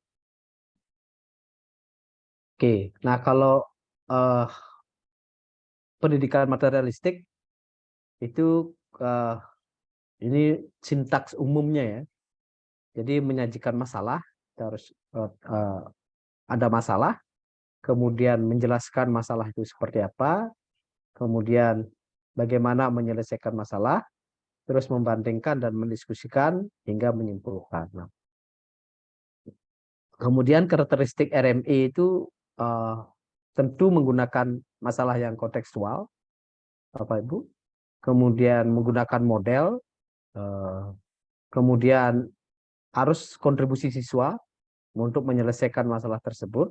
Jadi bukan guru yang menyelesaikan, tapi siswa yang menyelesaikan. Terus bersifat interaktif, terus terkait dengan topik lainnya. Nah, misalnya contohnya kemarin saya sudah menerapkan ini ya dari riset saya. Jadi menjelaskan tentang topik tentang jual beli ya, jual beli saya menggunakan konteks di Pasar Badung untuk menarik perhatian siswa. Pasar Badung itu merupakan salah satu pasar yang ikonik di Bali yang sudah dikunjungi oleh Jokowi. Nah, misalnya itu menjadikan dasar untuk siswa bisa masuk ke konteks itu. Dan adanya mall online dan mall offline itu juga bisa mengangkat itu. Nah, terus untuk meningkatkan apa biasanya RMI ini ya, jadi pertama aktivitas dan minat motivasi. Kenapa? Karena pembelajaran itu dikaitkan dengan dunia realistik atau dunia kontekstual. Tentu secara teori itu bisa meningkatkan aktivitas ya. Dan hasil belajar juga seperti itu, prestasi juga seperti itu. Tentu pemahaman konsep juga akan secara teori juga akan meningkat. Kemampuan pemecahan masalah, karena masalah yang ditampilkan adalah masalah ya, jadi berupa masalah, jadi bukan hanya pengetahuan saja. Tentu kemampuan berpikir kreatif. Ini beberapa saja ya Bapak Ibu ya. Tentu ada yang mungkin pandangan lain bisa disilakan. Oke, kemudian untuk flip learning ya, ini pembelajaran terbalik ya. Ini hanya salah satu modelnya saja. Jadi ada banyak sekali model untuk flip learning. Yang pasti pembelajaran terbalik itu siswa diberikan video ya. Ini kalau bisa video karya guru sendiri ya. Karena kalau karya orang lain biasanya bahasanya berbeda, chemistry-nya siswa beda ya. Ketika menyaksikan video orang lain dengan video gurunya sendiri yang menjelaskan. Ya, itu akan berbeda, rasanya beda. Mungkin materinya bisa jadi sama, tapi rasa itu yang gitu. Ya, karena ketika guru yang menjelaskan langsung itu sangat berbeda. Nah, itu yang pasti berbalik ya. Kalau misalnya sebelumnya itu siswa guru itu memberikan PR setelah pembelajaran itu berlangsung, sekarang dibalik. Sebelum mulai pembelajaran kasih PR dulu siswanya, pelajari ini, catat hal-hal yang penting, terus buat pertanyaan. Besok kita tinggal diskusi saja. Ya. Nah, tentu untuk mengubah budaya ya, karena ini kan sudah budaya kita udah biasa ini ya, misalnya sudah konvensionalnya udah seperti itu ya. Menyajikan materi dulu, kalau nggak disajikan materi gimana saya jawab Bu gitu. Nah, ini sudah budaya, tapi bisa dicoba ya. Harus dicoba pembelajaran terbalik ini. Oke, kemudian pembelajaran penemuan. Nah, ini beberapa saja. Ini saya ambil ya Bapak Ibu. Ini karena bergantung siapa yang kita rujuk ya. Untuk sintaks ini siapa yang kita rujuk itu bahasanya akan berbeda. Tapi pada dasarnya sama saja. Kita akan memberikan karakteristiknya menekankan pada proses mencari dan menemukan. Dan pengetahuan itu dibangun oleh peserta didik melalui proses pencarian. Peran guru hanya sebagai fasilitator dan pembimbing peserta didik untuk belajar. Menekankan pada proses berpikir kritis, analitis untuk merumuskan kesimpulan. Jadi mengarahkan pada penemuan itu sendiri, apa yang mau ditemukan. Jadi kurang lebih itu. Kemudian untuk pembelajaran masalah ya, berbasis masalah. Jadi guru itu memberikan masalah dulu, present problem. Terus, jadi kalau pembelajaran yang biasa kan kita jelasin materi dulu, baru kasih masalah gitu. Nah, kalau pembelajaran berbasis masalah kebalik. Jadi masalah dulu dikasih, masalah umum. Nah, untuk menyelesaikan masalah ini, kira-kira materi apa yang perlu kita pelajari? Nah, seperti itu. Jadi masalahnya umum, untuk menyelesaikan masalah ini kita perlu belajar tentang materi ini, belajar tentang materi ini. Nah, setelah bisa belajar tentang materi itu, makanya ada student engaged in independent study. Jadi ini belajar tentang materi-materi itu. Nah, nanti baru setelah ternyata masalah ini bisa diselesaikan dengan kalau saya belajar tentang materi ini. Ya, baru diselesaikan masalahnya. Oke, jadi saya persingkat saja. Kemudian STEAM, ya, Science, Technology, Engineering, Art, and Mathematics.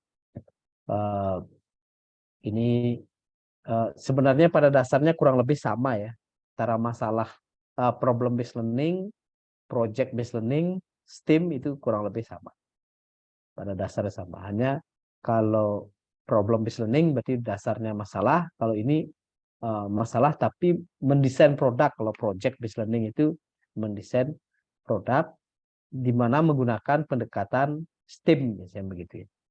Pendekatannya adalah STEAM. Nah, jadi kurang lebih ini, jadi ini STEAM ini hampir sama dengan project based learning ya. Oke, nah ini kemudian menggunakan aplikasi. Yang pertama ini adalah augmented reality, mungkin ini nanti ya ke depan ya, bahwa di buku itu akan muncul langsung simbol-simbol matematika itu akan keluar ya. Jadi akan lebih seperti semacam hologram ke depan. Nah, mungkin ada yang GeoGebra, mungkin Bapak Ibu sudah banyak mengembangkan GeoGebra juga.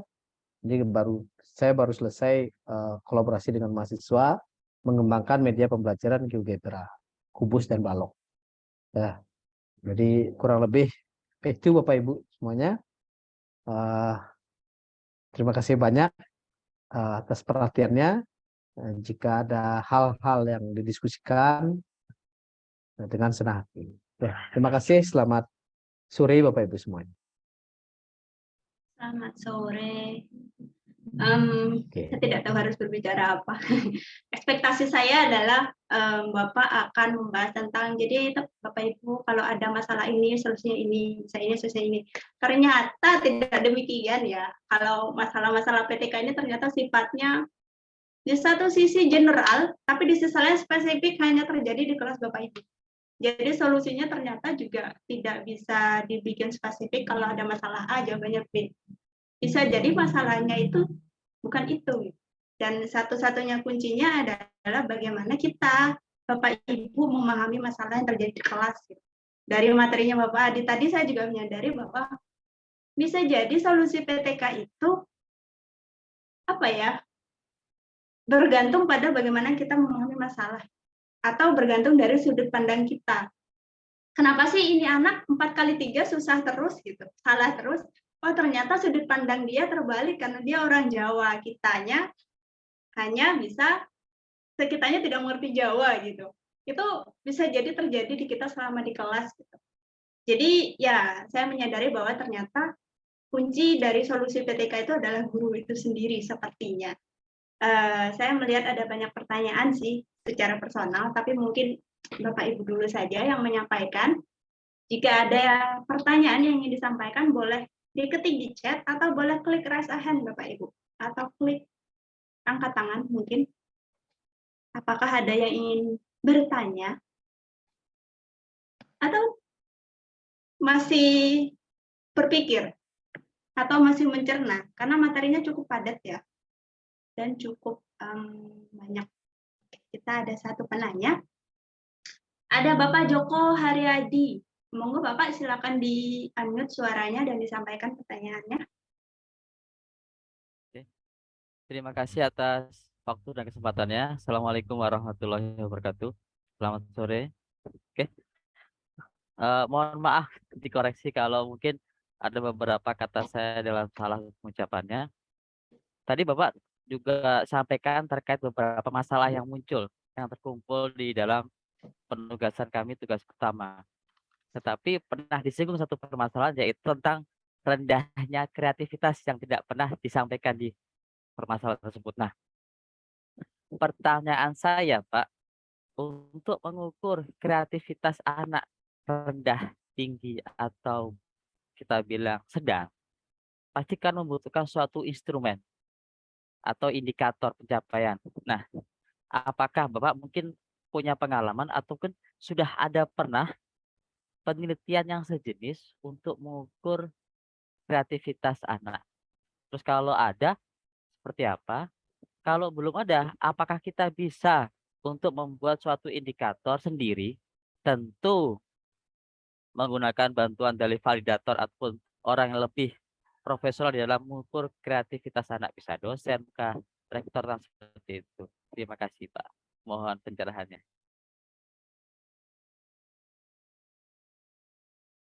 Monggo Bapak Adi mungkin bisa langsung dijawab nanti sambil menunggu Bapak Ibu lain menanyakan pertanyaan. Oke, baik Bapak Joko, terima kasih atas pertanyaannya. Eh, untuk penelitian tentang rendahnya kreativitas itu saya belum pernah meneliti, tapi saya pernah melihat skripsi eh, di Universitas Negeri Malang. Kebetulan yang meneliti adalah teman saya di S2, namanya Ratna. Ya, mungkin nanti saya bisa kasih skripsinya. Ya, dia menggunakan sudah ada instrumennya ada.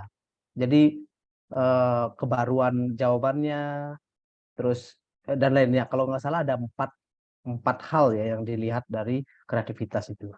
Jadi saya nggak ingat langsung. Dan uh, strategi pembelajaran yang dia gunakan adalah, saya lupa bahasa teorinya, tapi pengajuan ya, temennya open-ended ya. Saya coba cari dulu ya, uh, apa bahasanya ya. Ntar dulu Bapak Ibu ya. Jadi yang dia Mungkin gunakan itu open-ended sebenarnya bisa juga digunakan untuk melihat kreativitas siswa dalam menjawab ya. Jadi Bapak Ibu bisa menerapkan open-ended untuk menjawab ya. Terus yang dia gunakan itu adalah problem posing ya, benar Naisa. Problem posing ya.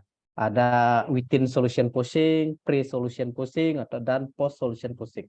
Jadi dia gunakan itu untuk mengukur kreativitas siswa ya. Jadi menurut dia kreativitas siswa rendah. Itu Pak Joko. Baik Bapak Joko, apakah sudah terjawab? Sebenarnya itu pertanyaan yang umum tapi sampai sekarang belum terjawab ya. Tiap kali kita penelitian mesti galau lagi. Tapi izin saya Bu juga menanggapi Bu. Nanti saya bisa share ya monggo, PTK-nya Betul Pak betul. Joko ya. monggo, Boleh saya monggo, cari Bapak. nanti PTK-nya, skripsinya itu karya UM itu lengkap sekali. Saya kira risetnya mengukur kreativitasnya. Karena gini Pak Adi, mohon maaf nih. Terkadang kita pengen membedah atau kita bilang tuh mengambil suatu hal yang berbeda dengan yang biasanya. Cuman kadang kita takut kalau kita mengambil sesuatu yang baru, ditakutkan satu parameter yang kita ambil kurang valid. Bahkan kita bisa copy paste milik orang walaupun kita sesuaikan dengan kondisi sekolah kita ataupun kelas kita. Nah, disitulah kita yang belum pernah ataupun belum dapat bukunya atau seperti apa, sehingga kita nggak berani memakai seperti itu. Mungkin yang simpel-simpel aja, kemampuan berpikir kritis, motivasi belajar. Kalaupun agak tinggi mungkin tentang kemampuan apa itu problem solvingnya. Tapi kalau yang kreativitas memang sesuai dengan konteksnya. Tapi jarang sekali kita gunakan dalam PTK gitu, Pak. Terima kasih. Hmm, Oke, Iya, mungkin sedikit ya Mbak Naisya. monggo. Kebanyakan dari kita, ini yang saya pelajari juga ya, mungkin Bapak Ibu punya pengalaman lain, itu selalu mencoba mencari hal baru daripada PTK ini.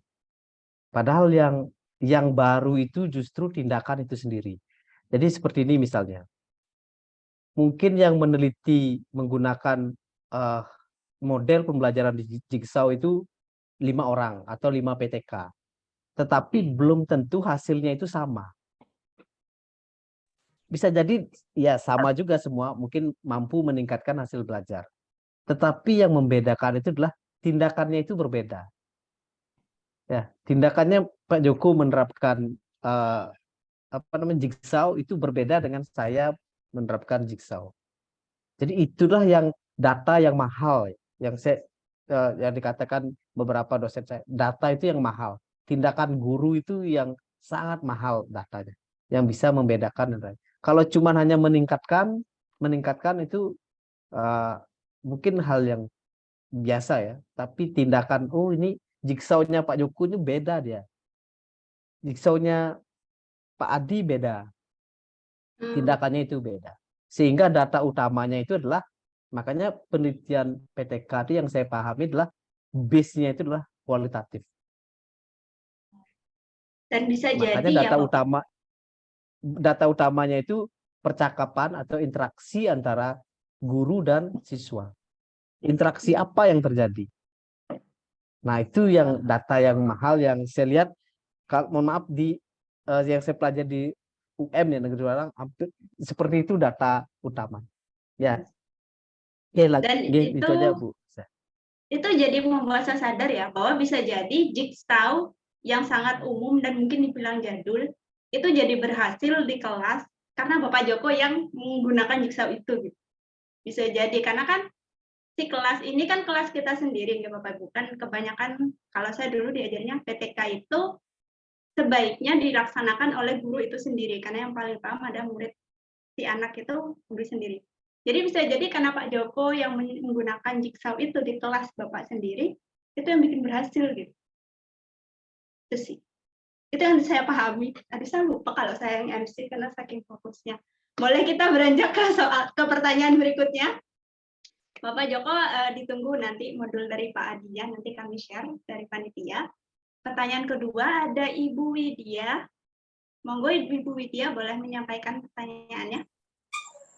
Terima kasih, Bu. Baik, ini saya mau mau memaparkan itu kekhawatiran.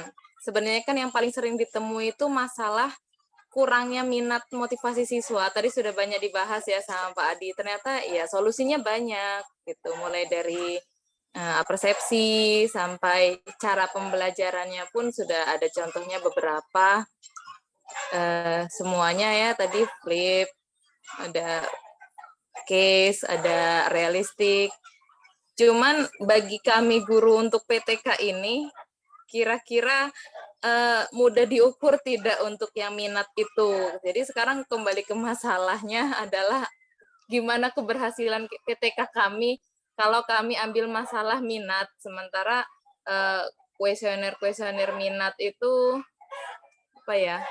itu tidak biasa, lebih mudah kan kalau mengukur keberhasilan tuh pakai hasil belajar seperti itu. Bagaimana dengan ya kami punya masalah besar itu minat gitu, karena ya tadi seperti Pak Adi sampaikan, matematika itu banyak yang tidak suka karena hanya angka ini itu, dan itu masalah real kalau buat saya pribadi. Jadi gimana Mbak, kira-kira apa ya? Berarti ini fokusnya minat belajar ya, bukan minat kita Iya, bikin fokusnya PTK minat ya. belajar. Gimana saya bisa yakin saya membawa masalah itu untuk PTK saya gitu. Oh gitu. Soalnya nanti saya nangkepnya ini bahas minat siswanya apa bahas minat kita ngerjain PTK-nya. Iya. Oke. Monggo Bapak Adi, kira-kira bagaimana sih kadang itu mengukur keberhasilan kita, mengukur apakah solusi kita manjur, itu kadang yang membuat kita tidak yakin gitu, apakah kita berhasil atau tidak. Kadang kalau berhasil tuh jadi rajin bikin PTK, tapi kalau enggak, gimana tuh Pak? Ya, oke. Jadi memang ya, saya juga memiliki pemikiran sama dengan Bu Widya ya. Terkait dengan PTK ini, karena memang yang umum itu jarang ada PTK yang hanya mengukur minat saja atau motivasi saja. Pasti digandeng dengan hasil belajar, pasti digandeng dengan prestasi belajar, itu paling minimal ya. Jadi meningkatkan minat dan hasil belajar. Jadi terasa kurang kalau cuma minat saja yang diukur gitu.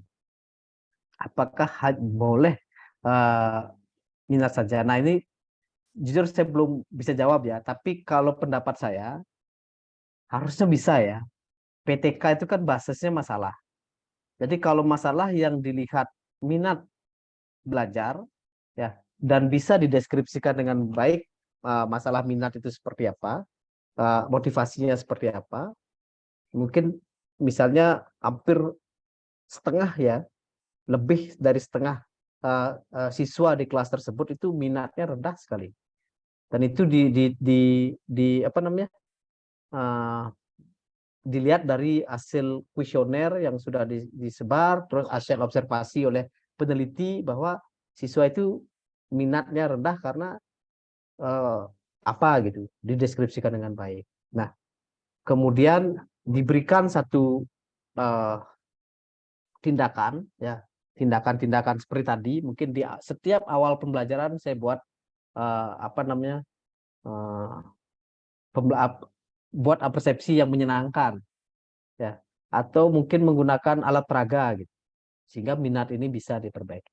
Kalau menurut saya harusnya bisa ya, karena PTK itu base-nya adalah masalah. Kalau masalah itu bisa dideskripsikan dengan baik, harusnya nggak harus apa namanya, berkaitan dengan hasil belajar, ya, berkaitan dengan hasil belajar, prestasi belajar nggak harus, ya. Jadi minat pun, karena kan bisa diukur dengan kuesioner ya. Kuesioner kan bisa diukur. Setelah kita melakukan satu tindakan, misalnya 2 siklus, kita ukur gimana sih minat siswa terhadap matematika setelah kita melihat minat siswa ketika guru menjelaskan tentang atau memberikan games tentang ini. Oh, ternyata menyenangkan. Oh, ternyata begini. Terus deskripsinya apa? Kalau saya justru itu yang kalau di luaran ya, luaran atau publikasi itu penelitian yang fokus. Sekarang ini kita kan perlu penelitian yang fokus ya. Dan di luaran itu, luar itu maksudnya publikasi ya Bapak Ibu ya. Publikasi itu yang dalam tanda petik yang mahal ya, yang dicari. Ya, yang dicari, yang punya spesifikasi khusus ya. Jadi itu. Berarti Jadi meningkatkan minat belajar ya. Oke, berarti dengan kalau mungkin boleh game edukasi dan yang lainnya. Ya, silakan Mbak Risa. berarti kalau boleh disimpulkan mungkin ya Pak.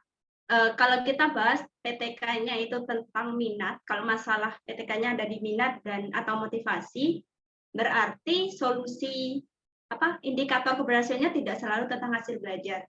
Yang penting adalah minatnya naik, motivasinya muncul gitu.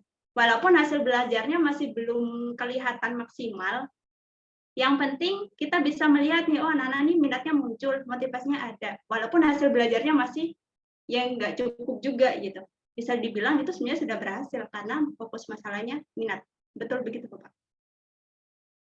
Ya, betul Bu. Jadi kalau misalnya dilihat dari beberapa PTK ya yang berhasil, bahkan siswa yang sering bolos di kelas itu pun itu bisa dijadikan PTK loh. Jadi siswa yang di kelas itu sering bolos, kemudian dianalisis penyebabnya apa, kenapa sih siswa ini bolos, kemudian dicari solusi tindakannya seperti apa, sehingga dia bisa menjadi tidak bolos lagi. Jadi itu bisa dijadikan PTK Ya. di kelas tersebut Ya, ya. Itu beberapa yang saya lihat juga. Jadi itu saja bisa ya betul. jadi hal yang menarik, apalagi yang minat itu. Jadi kita kan bisa membatasi riset itu kan bisa ya. Iya. Jadi kita nggak melihat hasil belajar gitu. Jadi riset itu ada batasnya. Gitu. Iya betul Mungkin sih. nanti hasil belajarnya setelah PTK ini nanti saya lanjutkan lagi. Saya akan fokus ke hasil belajar gitu bisa. Ya Jadi benar ada sih pada itu. batasan riset. Ya. Jadi Ya, masuk kalau di saran. Ya. Ya betul. Kalau masalahnya di minat belajar, anak ini kenapa bolos? Ya berarti solusinya kalau dia sudah tidak bolos, sudah berhasil gitu. Walaupun nanti di kelas masih tidur gitu. Yang penting masuk. Benar. Bu Widya, semoga itu menjawab ya pertanyaan Ibu dan semoga termotivasi mengerjakan PTK minatnya. Kita mungkin akan menerima satu pertanyaan lagi dari Bapak Abdwi. Oke. Abdi, boleh disampaikan pertanyaannya? Baik. Kedengaran suara saya, Bu? Oke. Terima kasih, sangat menarik sekali pemaparan Pak Doktor sore ini. Yang ingin saya tanyakan begini, Pak Doktor, PTK itu kan diawali oleh sebuah masalah, misalnya masalahnya rendahnya berpikir kreatif seperti yang sudah disinggung tadi, atau rendahnya penalaran siswa misalnya. Nah, Lalu kemudian kita laksanakan PTK. Nah, dalam PTK itu kan ada prosesnya. Prosesnya yaitu misalnya menentukan metode pembelajaran tertentu, misalnya RME atau penemuan dan lain sebagainya tadi itu. Nah,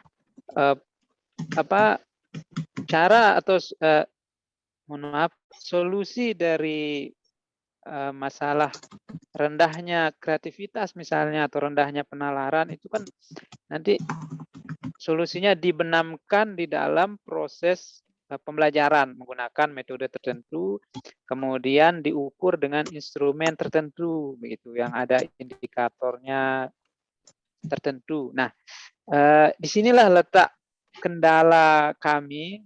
Saya terutama ini Pak Dokter ini bagaimana membenamkan di dalam pembelajaran supaya pembelajaran itu bisa mengarah kepada peningkatan kemampuan berpikir kreatif atau kemampuan berpikir kritis dan lain-lain bagi anak atau bagi siswa, dan bagaimana cara asesmen atau mengukur keberhasilan daripada peningkatan kreativitas atau berpikir kritis tersebut. Barangkali demikian, Pak Dokter. Baik, terima kasih Bapak Adi. Terima kasih Pak Abdwi. Monggo Pak Adi. Ya, Oke, saya coba memahami ya, membenamkan itu maksudnya seperti apa, mungkin apa ya, gimana sih cara ngukur kreativitas itu, terus mengaitkan dengan solusinya itu seperti apa gitu ya, untuk kreativitas ya. Parameter yang diukur itu hampir sebagian besar itu dipilih ya, maksudnya ada kesesuaian dengan solusi yang kita terapkan. Jadi tidak semua strategi pembelajaran itu dapat dijadikan solusi untuk mengukur kreativitas. Ya, misalnya kalau kita menggunakan kreativitas, kalau kita menggunakan kreativitas untuk dijadikan parameter yang diukur, misalnya strategi yang bisa digandeng atau digunakan, misalnya open ended, ya, problem posing, ya, project based learning gitu ya. Jadi seperti itu. Jadi kalau misalnya menggunakan penemuan terbimbing gitu untuk meningkatkan kreativitas, nah itu kurang matching. Kenapa? Karena penemuan terbimbing kan sudah ada bimbingannya di cara menemukan rumus itu. Jadi nggak matching ya. Jadi itu memang perlu pengalaman ya, dan perlu membaca beberapa teori untuk bisa mengaitkan ini. Nah, misalnya yang pernah saya baca itu ya, jadi dia meningkatkan kemampuan kreativitas melalui strategi atau pendekatan problem posing. Nah, jadi siswa diajar menggunakan pembelajaran problem posing, ya, dimana kalau problem posing itu kan karakteristiknya ada 3 tadi ya. Jadi bagaimana siswa itu bisa membuat pertanyaan, mengajukan pertanyaan, kemudian menjawab. Nah, itu dilihat kreativitas pertanyaan yang diajukan seperti apa. Nah, jadi itu sebenarnya data asesmennya mulai dari saat pembelajaran ya. Asesmen itu mulai dari pembelajaran. Nah, ini juga kadang-kadang peneliti itu ini yang dilupakan. Jadi fokusnya itu adalah pada akhir saja. Jadi fokusnya itu adalah pada akhir saja. Jadi nanti saat siklus 1 itu kan di pertemuan ketiga atau keempat biasanya ya. Di siklus 1 itu kan dilaksanakan tes ya Pak ya. Dilaksanakan tes, kemudian di tes itulah dilihat kreativitasnya seperti apa. Nah, memang itu yang diukur ya, yang diukur. Tapi datanya itu adalah mulai dari gimana sih tindakan guru ini? Itulah yang menjadi data utama. Nah, jadi problem pusing pada pertemuan 1 dan 2 itu harus muncul di sana. Makanya datanya berupa interaksi antara guru dan siswa.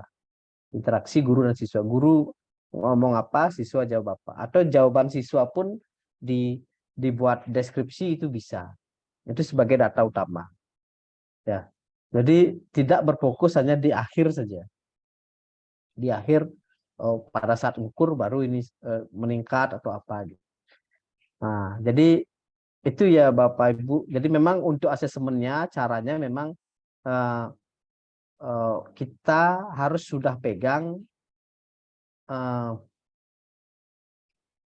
indikator penilaian tadi. Kita mau menggunakan apa? Kalau kreativitas berarti indikator penilaian menggunakan kreativitas itu. Jadi itu harus sudah dipegang di awal supaya memudahkan untuk mengukur. Nah, kalau misalnya mengukur kemampuan pemecahan masalah gitu.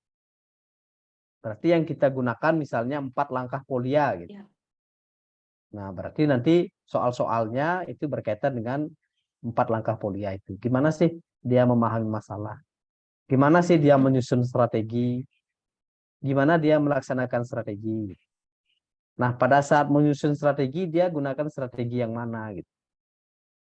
Karena ada banyak strategi ya, kalau nggak salah 22 strategi yang bisa digunakan. Strategi yang mana? Nah, itu kan hasil akhirnya. Nah, gimana proses guru, tindakan guru pada pertemuan 1 dan 2 itu data utama sebenarnya dari yang PTK itu sendiri. Jadi singkatnya itu tadi perlu punya instrumen yang sudah digunakan sebelumnya atau kan perlu diuji lagi ya, ya, baik dengan lapangan maupun dengan menggunakan pakar ya. Jadi uji pakar sama uji lapangan biasanya begitu, 2 itu yang umum digunakan. Kira itu Bu Naisya, mudah-mudahan bisa menjawab Pak Adwi. Terima kasih banyak atas pertanyaan. Ya, semoga terjawab Pak Adi. Sebenarnya saya jadi kepo, bisa nggak sih? Mohon maaf, kenapa saya jadi nanya? Bisa nggak sih kreativitas yang kita coba tanamkan ke PTK itu nyantol ke anak, terus dipakai di materi lain gitu? One day mungkin ya, mungkin itu jadi, kan targetnya kita kalau mau PTK itu sebisa mungkin kebermanfaatan ke anak itu tidak berhenti di materi 1 itu yang jadi masalah ketika itu kita terbawa sampai akhir. Karena waktu kita sisa 2 menit lagi, Bapak Ibu mohon maaf sekali saya tidak bisa menerima pertanyaan lagi. Jika ada yang ingin ditanyakan mungkin kita boleh share alamat emailnya Pak Adi mungkin ya nanti.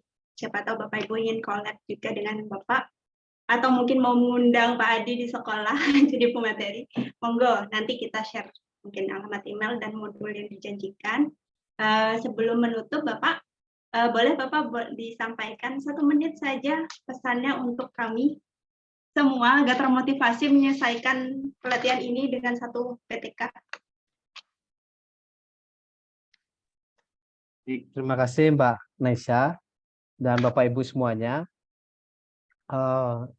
Yang pertama saya sampaikan terima kasih banyak ya. Jadi saya sangat tepat ya berkumpul di komunitas ini, bisa berbagi dengan guru-guru yang terus mau berusaha untuk mengembangkan diri ya, karena jarang sekali Bapak Ibu semuanya guru yang benar-benar dalam dirinya itu terdorong untuk mengembangkan diri, karena biasanya zona nyaman ya, guru itu biasa di zona nyaman. Nah, itu yang pertama. Yang kedua, yakinlah Bapak Ibu bahwa PTK yang Bapak Ibu buat nantinya itu bermanfaat baik untuk Bapak Ibu sendiri maupun lembaga Bapak Ibu, institusi Bapak Ibu. Saya sudah banyak sekali punya rekan ya yang kreatif itu sudah ditempatkan di tempat yang pas nantinya. Ya, jadi kalau dosen saya bilang, mudah-mudahan saya nggak salah, Jadi berikhtiar ya. Jadi bekerja saja untuk menyelesaikan ini dan yakin pasti nanti akan setiap masalah ada solusinya ya Bapak Ibu. Nanti bisa kita diskusi untuk menyelesaikan ini. Yang penting jangan berhenti itu saja. Pada dasarnya PTK yang baik itu adalah PTK yang selesai itu. Ya. Oh, ya itu betul. Sama seperti skripsi yang baik ada skripsi yang selesai. Skripsi yang selesai. Ya. Oke. Oke, terima kasih Mbak Nesa dan Bapak Ibu semuanya. Terima kasih banyak. Kalau ke Bali atau mungkin ada yang di Bali mungkin bisa berbagi. Terima kasih. Halo Bapak Ibu, apakah saya masih terdengar? Halo. Masih Mbak Nesa. Oke, mohon maaf tadi agak terputus sinyalnya. Terima kasih banyak Bapak Adi sudah memotivasi. Alhamdulillah dulu skripsi saya selesai ya. Jadi, oke, terima kasih Bapak Ibu. Saya izin menutup sesi pertemuan 3 kali ini tentang jenis-jenis pembelajaran yang bisa digunakan sebagai solusi dari PTK. Jujur dari kelas ini saya banyak menyadari bahwa ternyata terkadang solusi dari masalah-masalah kita di kelas itu mungkin saja sebenarnya ada di sekitar kita. Seperti pertanyaan Pak Joko, tidak harus baru, yang penting itu sesuai gitu dengan masalah yang ada gitu. Walaupun kita menggunakan materi lama gitu. Dan pada akhirnya PTK-nya akan berhasil. Kemungkinan besar berhasil justru ketika kita sebagai guru bersedia mengulik lebih jauh mengenai masalah apa yang sebenarnya terjadi gitu. Jadi fokusnya kayak kalau kita sudah tahu masalahnya udah setengah jalan itu. Gitu sepertinya. Saya dulu pernah mendengar ada quotes yang saya suka sampai sekarang bahwa metode itu lebih penting dari materi katanya. Metode pembelajarannya lebih penting dari materi katanya. Tapi ternyata ada yang lebih penting dari keduanya, yaitu Bapak Ibu guru sekalian gitu. Jadi kunci utama dari PTK ini sepertinya bukan materi, bukan metode, tapi Bapak Ibu gurunya. Sekian dari saya, terima kasih sudah hadir. Mohon maaf jika saya ada salah, semoga pertemuan kali ini bermanfaat. Untuk minggu depan kita akan membahas tentang materi teknis, siklus dan dalam PTK dan pembuatan RPP. Jadi minggu depan lebih teknis lagi Ibu, kita bikin RPP, siklus dalam PTK-nya, teknisnya seperti apa, kita akan bahas minggu depan. Nah, mari kita tutup sesi ini dengan foto-foto terlebih dahulu. Mohon sekali untuk dihidupkan kameranya, saya akan mengambil beberapa foto Bapak Ibu. Tolong dipasang senyumnya. Nah, monggo Ibu, saya foto ya. Ini virtual, semoga kapan-kapan bisa bertemu dalam satu ruangan. 1, 2, 3. Posenya buku ya Bu, yang freeze. Karena saya tidak tahu Ibu ini ada di layar berapa. Oh, 1 layar. Cukup. 1, 2, 3. Oke, sudah. Kan hanya 1 layar. Terima kasih banyak. Boleh dibuka audionya juga jika ingin menyampaikan terima kasih ke Bapak Adi. Kita bisa tutup bersama-sama. Wassalamualaikum warahmatullahi wabarakatuh. Terima kasih Bapak Adi. Terima kasih. Waalaikumsalam Terima kasih Pak Adi. Terima kasih Terima kasih Pak Adi. Terima kasih. Terima kasih Pak Adi. Bapak modulnya ditunggu ya Bapak. Selamat Mau sore. belajar. Kamsahamnida. Terima kasih Bapak Ibu semuanya. Sampai Sampai jumpa minggu bertemu di depan. kesempatan Tugas jangan lupa ya lainnya. Bapak Ibu. Google Classroom-nya. Absensi dan juga link Absensi evaluasi sudah dikirim di link di chat box. Di Bapak chat. Ibu boleh Ya. diisi ya. Monggo. Terakhir Sampai jumpa. Pak Adi. PPT nanti di-share di Google Classroom ya, Bapak Ibu. Ditunggu. Sampai jumpa.